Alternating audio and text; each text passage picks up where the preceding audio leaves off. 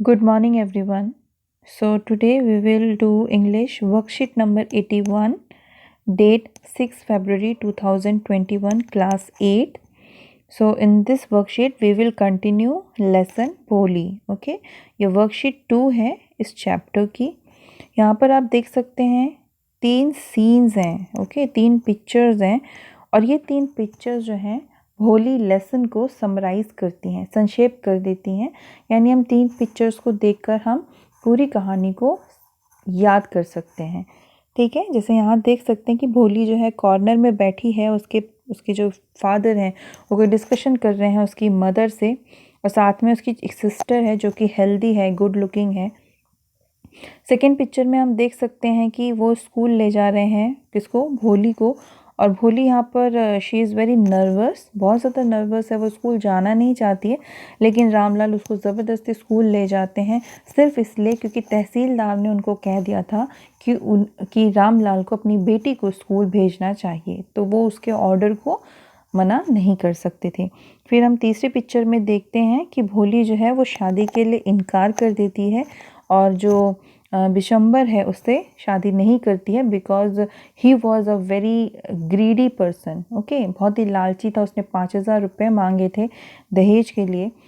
तो आप देख सकते हैं कि एक नर्वस लड़की से एक कॉन्फिडेंट गर्ल बनना, यहाँ ये पूरी जर्नी भोली की यहाँ से शुरू होती है और यहाँ पर ख़त्म होती है। ठीक है, तो ये आगे हमें पैराग्राफ दिया हुआ है लेसन से, जो कि लास्ट सीन है, आखिरी सीन है उस लेसन का। तो हम पढ़ते हैं इसे। The above sequence of picture summarizes the lesson and also describes भोलीज journey from a dumb cow to a confident girl. Dumb cow मतलब बहुत ही सीधी सादी थी, ज़्यादा बोलती नहीं थी। ठीक है, इसलिए उसको डम्प काउ बोला जाता था, इंटेलिजेंट थी नहीं भोली। लेकिन बाद में ट्रांसफॉर्मेशन होता है और वो एक कॉन्फिडेंट गर्ल बन जाती है जब उसे एजुकेशन मिलती है और उसे वो टीचर मिलती है जिसकी वजह से वो इतना आगे बढ़ती है, सक्सेसफुल होती है। Now let's read the last scene of the lesson and attempt the given questions. ठीक है, हम स्टार्ट करते हैं रीडिंग। पिताजी said Bholi in a clear loud voice, and her father, mother, sisters, brothers, relations and neighbors were startled. Startled का मतलब होता है कि अचंभित हो जाना। ठीक है, to hear her speak without even the slightest stammer। जब जो बिशंबर था उसने जब 5,000 रुपये मांगे तो रामलाल उससे विनती करता है कि वो भोली से शादी कर ले, लेकिन वो नहीं मानता है और 5,000 रुपये मांगता है और कहता है कि तभी मैं शादी करूँगा। तो ये सारी चीज़ें देखकर भोली जो है वो बहुत ही बड़ा डिसीजन लेती है और वो शादी से इनकार कर देती है। अपने पिताजी को वो बोलती है क्लियर आवाज़ में, बिना हकलाते हुए वो अपनी बात बोल रही है। तो जो उसके सारे रिलेटिव्स, उसके भाई बहन, उसकी मदर, जो भी वहाँ उस वक्त खड़ा होता है वो हैरान हो जाता है ये देखकर कि भोली बिना स्टैमर किए, बिना हकलाए बोल रही थी। पिताजी टेक बैक योर मनी। भोली ने कहा कि पिताजी आप अपना पैसा वापस ले लीजिए। I am not going to marry this man. मैं इस आदमी से शादी नहीं करूँगी।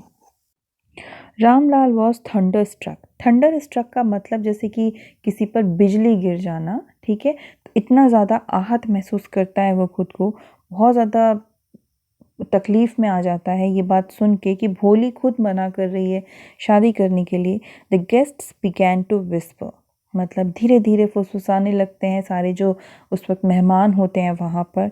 सो शेमलेस, भोली को कहते हैं कितनी बेशरम लड़की है। सो अगली एंड सो शेमलेस, तो वो टॉन्ट करते हैं भोली को, ताना मारते हैं। Bholi are you crazy shouted Ramlal. Ramlal को गुस्सा आ जाता है, यानी उसके फादर को गुस्सा आ जाता है और वो कहते हैं कि भोली क्या तुम पागल हो गई हो? You want to disgrace your family, क्या तुम अपने परिवार को शर्मिंदा करना चाहती हो?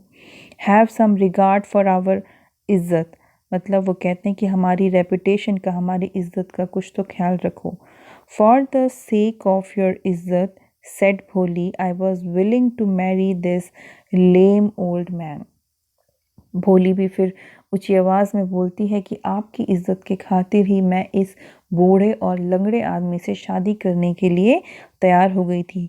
But I will not have such a mean, greedy and contemptible coward as my husband. कहती कि मैं एक बूढ़े और लंगड़े व्यक्ति से तो शादी कर सकती हूँ, लेकिन एक मीन, एक मतलबी और एक लालची व्यक्ति से, जो कि कावर्ड है, जो कि डरपोक है, मैं उसे अपना हस्बैंड नहीं बना सकती। I won't, I won't, I won't, मैं ये शादी नहीं करूँगी, नहीं करूँगी, नहीं करूँगी। तो ये सारे वर्ड्स जो थे भोली ने अपने फादर से बोल्डली कहे, बिना डर के, करेज के साथ उसने ये बात बोल दी। What a shameless girl. आसपास जितने भी लोग थे बार बार उसे शेमलेस गर्ल बोल रहे थे, क्योंकि ये हमारे यहाँ माना जाता है इंडियन सोसाइटी में कि जो लड़कियां हैं उन्हें ज़्यादा नहीं बोलना चाहिए, और जो बहुत लड़कियां शांत रहती हैं उन्हें वो ज़्यादा अच्छा मानते हैं। तो इस तरीके से वो भोली को काफ़ी कुछ सुनाने लगे। We all thought she was a harmless dumb cow. जो आसपास के लोग थे उन्होंने कहा कि हम सोचते थे कि ये जो है एक डम्ब काऊ है, एक सीधी सादी गाय है जो कभी भी बोलती नहीं है। भोली turn violently on the old women. एक बूढ़ी औरत ये सारी बातें भोली को सुना रही थी, तभी भोली ने उस पर गुस्से से जवाब दिया कि yes aunty, you are right, कि हाँ आप सही हो। You all thought I was a dumb driven cow. आप सभी को लगता था कि मैं एक डम्प काऊ हूँ, ठीक है। That is why you wanted to hand me over to this heartless creature. और इसीलिए आप सभी मेरी शादी ऐसे निर्दयी व्यक्ति से कर रहे हैं। But now the dumb cow, the stammering fool is speaking. लेकिन अब वो सीधी सादी गाय जो आप समझते थे और जो मतलब मूर्ख लड़की थी, वो अब बोल रही है। Do you want to hear more. क्या आप और भी कुछ सुनना चाहते हैं। ये सारी बातें भोली जो है वो गुस्से में सुना रही है। The flames of the sacred fire slowly died down. देखिए सेक्रेड का मतलब होता है पवित्र, ठीक है। जो पवित्र आग, यानी वो जो जल रही थी, अग्नि जल रही थी जिसके चारों ओर 7 फेरे लिए जाते हैं, वो अग्नि अब धीरे धीरे बुझने लगी। Everyone was gone. सभी जा चुके थे। Ramlal turn to Bholi and said. Ramlal ने भोली की ओर देखा एंड सेड, और कहा, but what about you, no one will ever marry you now. अब तुम्हारा क्या होगा, अब तुमसे कभी कोई शादी नहीं करेगा। What shall we do with you, अब हम तुम्हारे साथ क्या करेंगे। एंड सुलेखा। अब ये सुलेखा कौन है। देखिए सुलेखा भोली का ही रियल नेम था, तो याद रखिएगा भोली और सुलेखा दोनों एक ही लड़की हैं। And Sulekha said in a voice that was काम एंड स्टेडी। फिर वो एक और बात बोलती है। इस बार उसकी आवाज़ जो थी वो बहुत ही शांत थी और एकदम आराम से उसने अपनी बात बोली। डोंट यू वरी पिताजी। उसने कहा कि पिताजी आपको फिक्र करने की आवश्यकता नहीं है, या चिंता मत करो। In your old age I will serve you. उसने उन्हें विश्वास दिलाया कि जब आप बूढ़े हो जाएंगे तब मैं आपकी सेवा करूंगी। सर्व का मतलब सेवा करना। आपकी और मदर की सेवा मैं करूंगी। And I will teach in the same school where I learn so much. और मैं उसी स्कूल में पढ़ाऊंगी जहाँ से मैंने बहुत कुछ सीखा है। Isn't that right ma'am. वहीं पर भोली की जो टीचर थी वो खड़ी थी, वो उनसे क्वेश्चन करने लगती है कि मैम क्या मैंने सही नहीं कहा। The teacher had all along stood in a corner. जब सारी चीज़ें हो रही थी, भोली जब शादी के लिए इनकार कर रही थी और जो बहस सब चल रही थी, उस दौरान भोली की टीचर वहीं कॉर्नर में खड़ी थी, वॉचिंग द ड्रामा। वो सारा ड्रामा देख रही थी। येस भोली of course, she replied. Teacher बहुत खुश थी भोली के इस डिसीजन से, तो उसने कहा कि हाँ तुम बिल्कुल सही हो। And in her smiling eyes मतलब कि टीचर की आंखों से वो खुशी नज़र आ रही थी।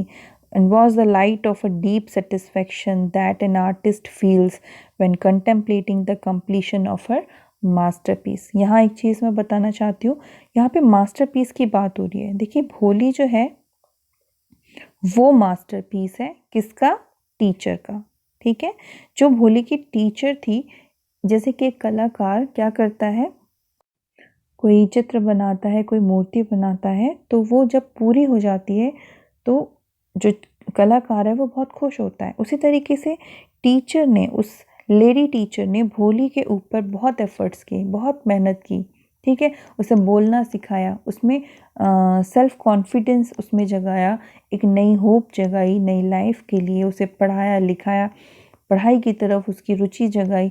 ये सारी चीज़ें जब एक टीचर के एफर्ट्स होते हैं, तब अगर बच्चा जो है वो प्रोग्रेस करता है लाइफ में, तो टीचर को बहुत ही ज़्यादा खुशी होती है। सिमिलरली यहाँ पर हम देख सकते हैं कि जो लेडी टीचर थी, भोली जब कॉन्फिडेंट हो गई पढ़ने लिखने के बाद, उसने इतना बड़ा डिसीजन लिया, तो she was very happy, she was feeling proud of her, ठीक है। तो ये सारी चीज़ें थी। तो एक्चुअली उस वक्त जो उसकी टीचर थी काफ़ी संतुष्टि महसूस कर रही थी, और उसे ये लग रहा था कि उसका जो मास्टरपीस है, यानी जो भोली है, वो वाकई में कॉन्फिडेंट हो गई, उसका मास्टरपीस कंप्लीट हो गया है, ठीक है। तो आई होप आपको इतनी वर्कशीट समझ आ गई हो। अब यहाँ आप देख सकते हैं कि पहला क्वेश्चन है जो कि 20-30 वर्ड्स में लिखना है, फिर ये 2 क्वेश्चंस हैं 40 to 50 वर्ड्स में लिखने हैं, देन 4 और 5th क्वेश्चन जो है 100 to 120 वर्ड्स में लिखने हैं, ठीक है। तो मैं अब आपको आंसर्स दिखा देती हूँ। सो वाई डिड, पहला क्वेश्चन है, why did Bholi's parents accept Vishambar's proposal. जो भोली के पेरेंट्स थे उन्होंने क्या, क्यों एक्सेप्ट करा था विशंबर का जो प्रपोजल था शादी का। Bholi's parents were always worried about her marriage as she was not beautiful and intelligent. क्योंकि भोली जो थी वो अगली थी और इंटेलिजेंट नहीं थी, तो उसकी शादी की बहुत चिंता हुआ करती थी। विशंबर वॉज वेल्दी, विशंबर जो था वो बहुत ही अमीर व्यक्ति था, पैसे वाला व्यक्ति था, and did not demand any dowry also. जब उसने फर्स्ट टाइम शादी के लिए प्रपोजल रखा था विशंबर ने, तब कोई भी दहेज नहीं मांगा था, उसने 5,000 रुपये बाद में मांगे थे, जब उसने ये देखा कि भोली जो है वो अगली है, बदसूरत है। So they accepted the proposal after a little discussion. इस वजह से उसके पेरेंट्स को लगा कि एक अच्छे भले, मतलब एक पैसे वाले व्यक्ति के साथ अगर शादी कर देंगे तो वो खुश रहेगी, ठीक है। Now question number 2, why did Vishambar's marriage with Bholi not take place. Vishambar की शादी भोली के साथ क्यों नहीं हो पाई थी। अब रीज़न पूछ रहा है। Vishambar's marriage with Bholi did not take place because Bholi refuse to marry a greedy man. Bholi ने ही मना कर दिया था कि वो ऐसे लालची आदमी से शादी नहीं करेगी। She also realise that Vishambar was trying to exploit her father because of her ugly looks. और उसको ये महसूस हो रहा था कि क्योंकि भोली के जो अगली अपीयरेंस है, उसकी वजह से उसके पिता को जो विशंबर था वो ठग रहा था या शोषण कर रहा था, ठीक है। नाउ क्वेश्चन नंबर 3, यहाँ पर देखिए 40 to 50 वर्ड्स में वो विशंबर का कैरेक्टर स्केच लिखने को बोल रहे हैं, तो आपको ज़्यादा लेंदी नहीं लिखना है, मेन पॉइंट्स आप लिख दीजिए। जैसे कि Vishambar Nath was a well to do grocer, उसकी ग्रॉसरी की शॉप थी। ग्रॉसर मतलब ये जो आप आम दुकानें देखते हो जहाँ से आप सारा सामान लेते हो, अनाज वगैरह का। ही वॉज 50 ईयर्स ओल्ड, 50 साल का व्यक्ति था। ही वॉज अ विडोवर, उसकी पत्नी मर चुकी थी, पहली पत्नी, and had grown up children, बड़े बड़े बच्चे थे उसके। He had a big shop, बड़ी दुकान थी। अ बिग हाउस, बड़ा घर भी था। ही लिम्प्ड टू, लिम्प्ड मतलब लंगड़ा कर चलना, तो वो लंगड़ा कर चला करता था, ठीक है। ही ऑफर्ड मैरिज प्रपोजल फॉर भोली, उसने भोली के लिए मैरिज प्रपोजल रखा। Who was much younger than him, जो कि बहुत ही यंग थी, बहुत छोटी थी विशंबर नाथ से, ठीक है। ही वॉज वेरी मीन, ठीक है, वो बहुत ही ज़्यादा मतलबी और लालची आदमी था, greedy man. When he came to know about the ugly appearance of Bholi, जब उसे भोली के अगली अपीयरेंस के बारे में पता चला that Bholi was not beautiful, he demanded 5,000 rupees as dowry to marry such girl, ठीक है। चलिए नाउ क्वेश्चन नंबर 4, इसमें हम देख रहे हैं कि क्वेश्चन में पूछा जा रहा है, डोंट यू वरी पिताजी, in your old age I will serve you and mother. The light of this statement discuss Bholi's moral values. देखिए यहाँ पर जो स्टेटमेंट है वो भोली ने कहा था कि मैं आपकी और मदर की सेवा करूँगी, तो हमें ये बताना है कि उसके कौन से नैतिक मूल्य थे भोली के जिसकी वजह से उसने ये बात बोली, और क्या मतलब किस तरह का कैरेक्टर रहा था भोली का। ठीक है, तो यहाँ पर हम लिखेंगे answer, Bholi was transformed from dumb cow to a fearless female. ठीक है, whole credit of such transformation goes to her teacher only. जो कुछ भी बदलाव आए थे भोली में वो उसके टीचर की वजह से थे, तो सारा क्रेडिट उनको जाता है। Social discrimination against women has been highlighted in this narrative of Bholi. Bholi ने जो स्टेटमेंट बोली है उससे हमें एक सबसे बड़ा सामाजिक भेदभाव नज़र आता है।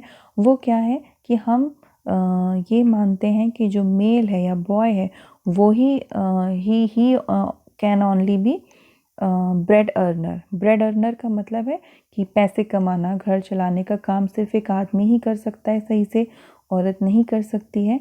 ठीक है, तो यही चीज़ हाईलाइट की है यहाँ पर राइटर ने। Women are considered a liability. औरतों को सिर्फ एक क्या समझा जाता है, एक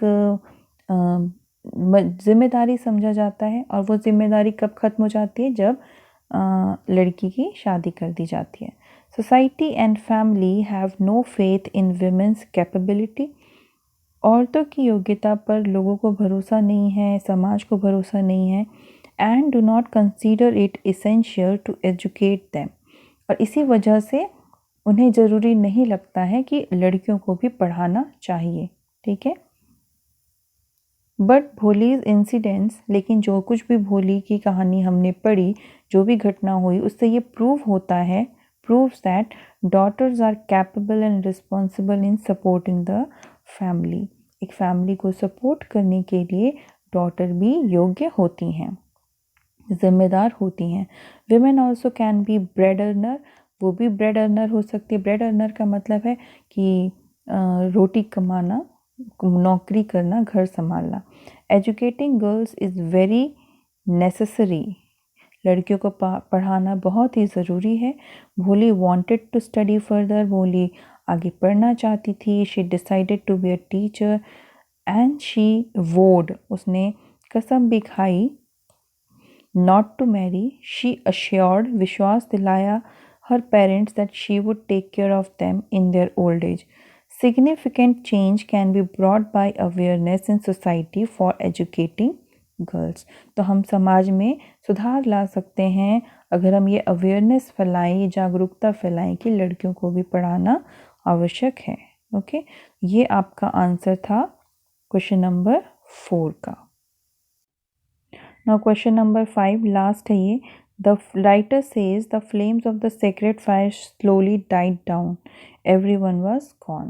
Describe the scene in your own words. आपको अपने शब्दों में पूरी कहानी लिखनी है कि जो सेक्रेड फायर थी वो बुझ गई थी और जो लोग वहाँ थे, शादी में शामिल हुए थे, वो जा चुके थे। तो वो सारा सीन आपको क्या करना है, वो मैरिज का जो दिन था, वो शादी का दिन था, भोली की शादी का दिन, वो पूरा डिस्क्राइब करना है अपने शब्दों में। ठीक है, तो मैंने यहाँ पर लिख दिया, स्टोरी को सिंपल वर्ड्स में लिखा है। It was the day of marriage of भोली एंड बिशंबर। भोली और बिशंबर की शादी का दिन था। बिशंबर केम विद बिग बारात। वो बड़ी बारात के साथ बिशंबर आता है। And he was happy to see all nice arrangements. सारी सुविधाओं को, प्रबंध को देखकर खुश हो जाता है कि शादी की अच्छी तैयारी की है। भोली was brought for garland ceremony. फिर भोली को लाया जाता है माला पहनाने की जो सेरेमनी होती है उसको करने के लिए। शी वॉज ऑल, देखिए गार्लैंड का मतलब होता है माला पहनाना। ठीक है, she was all dressed up in beautiful sari, उसको अच्छी सी साड़ी पहनाई गई। And her face was covered behind a well, उसके चेहरे को घूंघट से ढक दिया गया था। वेल मतलब घूंघट। बिशंबर बाई चांस सॉ भोली एज हर वेल फेल डाउन। जैसे ही भोली के चेहरे से वो पर्दा गिर जाता है तो बिशंबर जो है वो भोली को देख लेता है। ही वॉज शॉक्ड टू सी हर पोक मार्क्ड फेस। वो हैरान रह जाता है जब वो भोली को देखता है, उसके चेहरे को देखता है जिस पर गड्ढे हो रखे थे। He refuse to marry with her, वो शादी करने से इनकार कर देता है। रामलाल बेग्ड हिम, रामलाल भीख मांगता है मतलब मिन्नतें करता है बिशंबर से कि शादी कर ले। Bishamber then demanded 5,000 rupees as dowry to marry with Bholi. Okay, 5,000 रुपये मांगता है वो। भोली वॉज फीलिंग ऑफेंडेड, भोली को ये सारी चीज़ें बर्दाश्त नहीं हो रही थी, वो बहुत ही इंसल्टेड फील कर रही थी। ही मस्टर्ड अप, यहाँ पर अप लिख लीजिएगा, mustard up the courage and said her father that she would not marry him, उसने साफ मना कर दिया कि वो शादी नहीं करेगी। He is so mean and greedy, क्योंकि बिशंबर जो था वो लालची और मतलबी था। एवरी वन हु वॉज, देखिए ये यहाँ पर ये कटिंग है। So every one who was there, जो कोई भी वहाँ था, ये आपको नहीं लिखना है बीच में। In marriage taunted Bholi as shameless girl, ठीक है। But Bholi continued to speak and assured her parents not to worry about her. She told about her dream, उसने अपने सपनों के बारे में बताया। To study more and become a teacher. Gradually, धीरे धीरे everyone left, जो कोई भी वहाँ शादी में खड़ा था वो वहाँ से जाने लगा। And the flames of sacred fight slowed down, और जो पवित्र आग की फ्लेम्स थी, लपटें थी, वो धीरे धीरे खत्म हो गई। द टीचर ऑफ भोली was standing at that time and she was feeling proud of भोली। सो ये आपका 5th का आंसर था, फिनिश हो गया है। आई होप आपको वर्कशीट समझ आ गई हो। क्वेश्चन आंसर आप कॉपी में कर लेंगे। That's all for today. Have a good day, take care.